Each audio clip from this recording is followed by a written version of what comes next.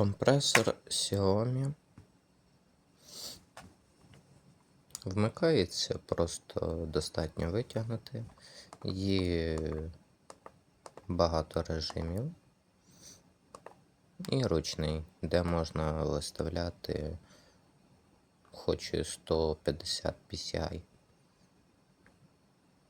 Це десь орієнтовно 10 бар.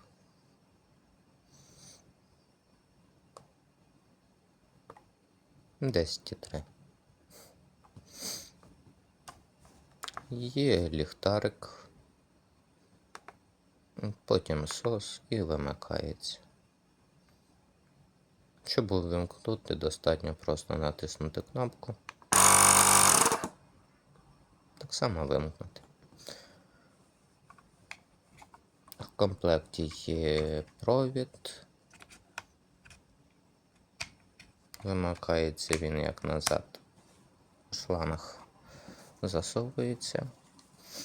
Також мішечок, де тут є відсік, куди можна покласти всі насадки.